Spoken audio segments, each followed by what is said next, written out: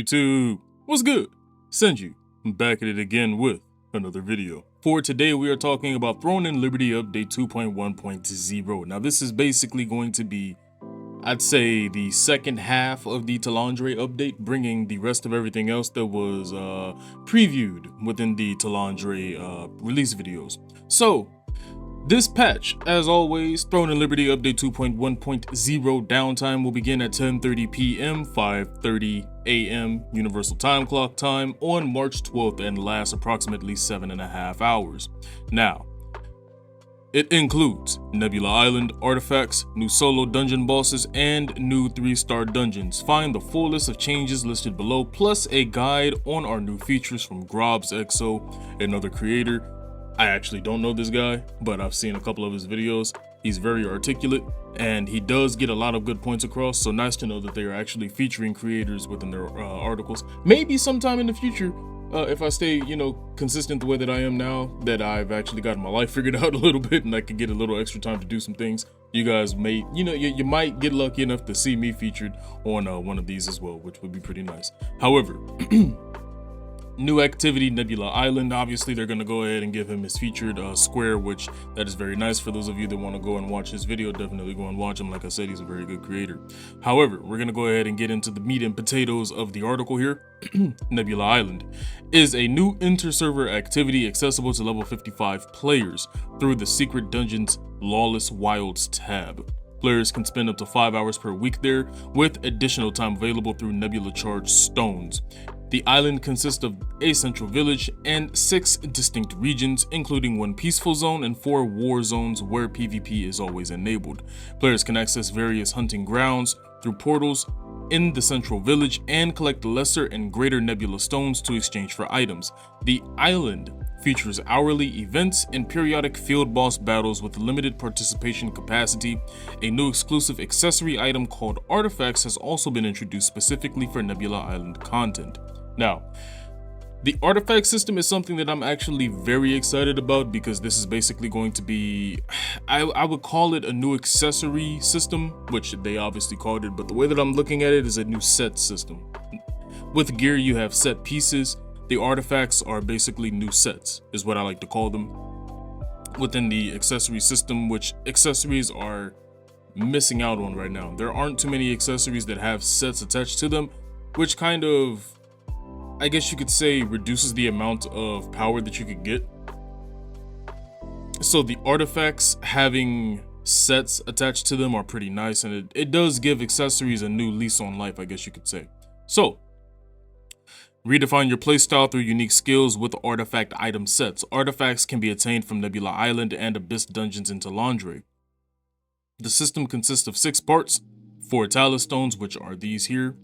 As you can see, you have a solar stone, which would be here, and a lunar stone, which is here, each with unique stats and effects. There are 14 different artifact sets across 3 grades, 2 common, 4 uncommon, and 8 rare, with some stats being randomly determined upon acquisition. Players can trigger set bonuses by equipping 2, 4, or 6 matching pieces from the same set. The solar stone provides an active skill, while the lunar stone grants a passive skill when equipped. I honestly cannot wait for this system, because this system here is going to juice the absolute crap out of my gear. And when I show you guys the build that I've been working on for T2, oh boy, Spear Dagger users, y'all are gonna love me after I release my new build. Yeah, I'm perfecting it right now. Just know that we're cooking. For T2, we are finally cooking within the melee scene. Now, new solo dungeon boss is something else I'm really excited about because it seems like they're really going down the route of allowing solo players to receive more loot than grouped players when it comes to getting the T2 gear, because you're able to get the weapons directly from the solo dungeons. Now, me personally, I was 3 for 3 last week. I got 2 bows and the daggers that I was looking for, which are my progression daggers, the Peerless daggers. I'm using those until I can get to the Burkant daggers. So this was extremely helpful in getting that gear. I'm very excited to do this, and I have a guide on this boss after it drops tomorrow and I go ahead and complete it. Now, Conquer new solo dungeon bosses like Umbercon and Lionhead for unique rewards on your way to the throne. Umbercon, the ferocity of a beast, the intelligence of a human, and the vitality of a great tree. This grotesque being hid in the forest to eat small animals and insects for nutrients. However, after absorbing the mana from a human wizard, it began hunting humans. Now it casts illusions to slaughter intruders. Dude, I actually cannot wait for that. That sounds so much fun. Lionhead, the Archaeum subjected Demian, a child born between a demon and a human, to intense training, including mana infusions from the Abyssal Meteor. Demian achieved remarkable feats on the battlefield. However, upon seeing blood, he caused excessive slaughter. His steel lion helmet became his symbol of death and terror. Now, with this update, we will also be receiving our new 3-star dungeons, which if you guys are on today, do not do your dungeons and try not to do your abyssal dungeons. Try to just kind of go AFK on all of those. Matter of fact, just go play a completely different game for today, because with the new 3-star dungeons, we need to see what the loot pool looks like, because if the weapons for the 3-star dungeons are dropping where they're supposed to drop, then some of the best in-slot weapons for tier 2, in my opinion, are going to be dropping tomorrow. And if you use up all of your currency today, you won't be able to run it tomorrow. This is also why I saved my lithographs, because, you know, if I'm able to go ahead and actually get these lithographs, and I get lucky enough to get some of the gear from these new 3-star dungeons, and they are the best in-slot gear that I think they are, I'm gonna make a ton of lucin tomorrow, while the whales are out here, you know, just they're cashing out. So save all of your currencies, don't do any dungeons, don't do any abyssal dungeons. I know it's gonna slow your progression down, it's slowing me down a little bit too, but tomorrow when this content drops, if we hit the lottery and all the good loot is where it's supposed to be at and they didn't, you know, pull a switcheroo again, then we're grinding the hot mess out of the 3-star dungeons tomorrow. So Doomrot Grove, personally the one that I'm most excited for, mainly because out of all the MMOs that I have played, this dungeon is by far the best area that I have ever been in, and that's not an understatement. And that's just because of the aesthetic. I love gothic culture. I'm a huge death metal fan. I've been listening to metal since I was 4. So when you bring me things that, you know, put me in the headspace of, you know, gothic architecture, cathedral castles, the rose thorns on the walls, the real dark and ambient, man, that speaks to my soul a little bit. So this manor, it is my favorite place in the game. And out of all the MMOs that I have played, even though The Elder Scrolls Online probably has the best world building in my opinion for just open world because of the giant grand places that you put you in terms of the aesthetics and just speaking to me directly, this area is me. Like I love being here genuinely. So having a dungeon here, absolute W. The Burkamp Manor, the Crimson Manor, my 2 favorite places in the game. It's hard to pull me out of there. I'm not even kidding. So side tangent over with. New 3-star dungeons, Doomrot Grove. Norn Burkant was kidnapped by the Crimson family and turned into a ferocious mutated creature with a power as immense as her deep grudge. She created Doomrot Grove, a secluded garden cut off from the outside world. Take me there now. That all I want to do is go play that. I'm so serious. Like that. And then you look at this place. You talk about speaking to my soul. Man, I want to go to the Twisted Laboratory right now. You know what, man? I swear, if Throne and Liberty does the unthinkable and they come up with a Necromancer style class, or they start, bro, oh man, oh brother. Okay, anyway, Twisted Laboratory. Bioweapons leaked out of the Crimson family's lab and killed most people in the manor. That's some cold work. The mystery of Kaiser Crimson's survival remains. Those who discovered the truth have taken it to their grave. That's a crazy, woo, boy. Yo, I'm ready.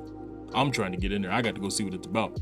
Now, something else that I've actually been very excited about is the new Vanguard system, the multi-party raid system, which I assume they're bringing in specifically because we're supposed to be getting the new 24-man raid later this year. We have zero information on that besides the reveal that they did last year, but this year we're supposed to be getting that 24-man raid. However, we now support raids multi-party groups of up to 8 parties and 48 players. Vanguards can be created through the party management window. The player who first forms the raid becomes the initial Vanguard leader and can transfer the role later. Vanguard leaders can adjust party composition and remove members from the Vanguard. Vanguard leaders may also set join conditions such as guild members only, allied guilds only, or open entry. Various content can be completed while in Vanguards, with some exceptions. You cannot join party-based instances such as dungeons or dimensional trials while in a Vanguard. Field boss instances are also unavailable for entry as a Vanguard. If a player enters a Dominion event, they will be removed from the Vanguard. Entering Siege or Tax Delivery events as a Vanguard will remove all members not in the Vanguard Leaders Guild from the parties. Nameplate targeting enhancements, something that I have complained about from night and day. It seems like with the start of Throne and Liberty, I've been complaining about this, so it's nice to know that this is finally getting looked at. New targeting features have been added to the large-scale combat mode. When large-scale combat mode is activated, an effect is added that emphasizes the target's nameplate more. That is huge, because I've always said that the issue wasn't really the targeting. Well, I guess it is a symptom of targeting, but the issue is that the UI for the game is absolute doo-doo water when it comes to trying to target people. It makes zero sense that it is so complicated to do things that are so simple. But it's like I've said before, Throne and Liberty is a typical case of trying to fix something that wasn't broken, and they broke it. Things like this shouldn't need to be done, because things like this should have been tested extensively before the game came out, but better late than never. I'm glad you're fixing it. Good job. Now, character nameplate transparency has been updated. Non-target character nameplate transparency has been updated. Target color adjustments have been updated.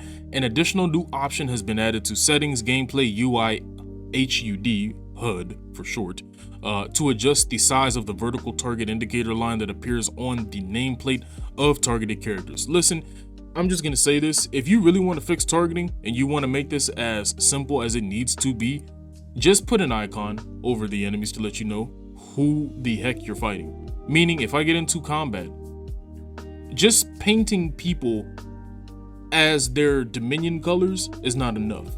If you want people to be able to register who they're fighting, first off, the nameplates, that's the main thing. You should be able to see the nameplates. Secondly, you should be able to see the debuffs, their buffs, and their HP bar clear as day. That's just the first three things that you should be able to see. Secondly, the main thing, add a cross icon on the top of their heads if they are an enemy, and add maybe something over the top of the heads of your friendlies so that you can just look and it follows them. You can just look and just go enemy, enemy, friendly. It makes things so much easier when that's what you have to do. When I immediately get into PvP and I can look at the screen and register, those are my enemies, those are the allies, it makes everything 10 times easier. If I can look at an enemy and see the debuffs, see what they're being buffed by, see who's under the effect of the overshields, yada yada yada, it makes it 10 times easier. I should be able to see that on the screen. I shouldn't have to sit there and hard target a character to get the UI to pop up. I should be able to see that clear as day, following their heads as they move, so I know who I'm targeting. The HP should be clear as day, so I know that's a tank, that's a healer, the DPS is the one that I want, that's the guy I'm going for. Astral vision should be a secondary targeting use if you can't see people. The main targeting should be my own naked vision in 60 FPS looking directly at the screen. Food for thought. Maybe they'll do it.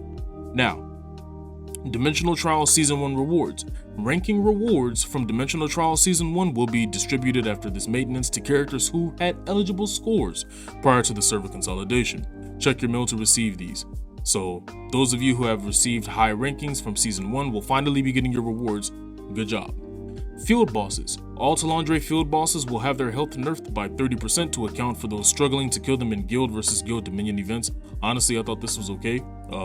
I don't know why they're doing that, but okay. This is a temporary measure, and a permanent feature will arrive in a future update. Reduce the wait time at the start of field bosses. Party formation portals will continue to remain open for 5 minutes, while the boss preparation time after parties have entered the instance has been reduced to 1 minute, down from 5 minutes. Field boss Diagon. The boss will now reset properly when the last player dies during his leap phase. Field Boss fixed an issue that caused allied players to appear as targetable during Dominion or Peace Field Boss events. General, characters on several EU servers who incorrectly received low weapon mastery values after the 2.0.0 release have been updated to receive their missing weapon mastery experience points. Battle Pass fixed an issue where the craft 3 uncommon or higher equipment items mission would not complete after 3 successful crafts, something that actually I need that fixed as well, so that's nice to know that that's coming in. Battle Pass, Abundance Fruit and Weapon Mastery book items now have a 30-minute effect duration when consumed, which is just better overall, so you don't feel like you have to be playing for the full hour to get the most out of your Weapon Mastery book. Unfortunately, Golem shapeshifts acquired while on the quest when the day comes will now have to remain in the quest area and may not go on adventures to boss fights or other world locations. Oh man, PvP. Adjusted the Fonsine's blessing timers for respawn locations during the siege and tax delivery. Cooking. Fixed several instances of incorrect utility buff icons on craftable food items. The opening Talandre cutscene now only plays automatically once when entering the game after the Talandre update. Black Anvil Forge fixed an issue that caused team colors to not display when re-entering the Dominion event in the Black Anvil Forge console. Fixed several issues related to automatic party matchmaking for Dominion bosses on console. Combat fixed an issue that caused healing reduction effects between meteor and focus firebombs to stack to excessive values. Fixed an issue that prevented the following combat abilities from firing when using the auto move to target settings. Affected abilities Great Sword, Devastating Smash, and Guillotine Blade have been fixed. Dagger, Inject Venom, the secondary ability, which is essentially the heavy attack that you get to pull off if you reactivate Inject Venom within 9 seconds, and Frenzied Sword Dance. Spear, Death from Above. Bow, Zephyr's Knock, Ensnaring Arrow, Strafing, and Deadly Marker have all been fixed. Crossbows, Quickfire, Recoil Shot, Weak Point Shot have all been fixed. And last but not least, the Wand, Cursed Nightmare, Time for Punishment, and Ray of Disaster have been fixed. Hall of Illusion, the solo dungeon, fixed an issue that caused enemies to continue to spawn after the completion painting appeared. Adjusted the water heights so that caused players to drop out of swim morph in the waterways section of the Hall of Illusion. Thank goodness, because that was annoying as heck. Localization fixed multiple mismatches between English voiceover and in-game subtitles in the Talandre Adventure Codex. Additional subtitle polishing will continue to address remaining mismatch issues in future updates. Updated weapon mastery description tooltips across multiple skills to better reflect their functional behavior. UI, Party Window, fixed the display of the controller version of the party menu that showed all members with the party leader icon. Field Bosses, updated text to fix Korean strings being displayed on Field Boss Reward UI. Ring Menu, no longer displays unacquired emotes or morphs when customizing the ring menu. Characters below level 55 should no longer be able to access the Hall of Illusion UI when using a controller. Players will no longer be blocked from leaving the lithograph menu when using a controller. There you have it, guys. The patch for Throne and Liberty 2.1.0. I almost forgot the patch update number. I'm not even kidding you. I have been sick because of the weather out here in California. It is horrible. It's all over the place.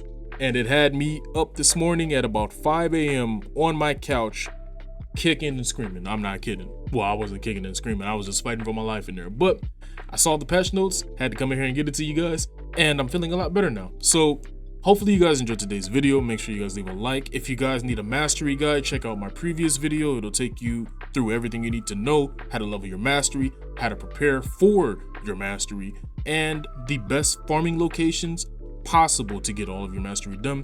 I will catch you guys in the next video. Take care.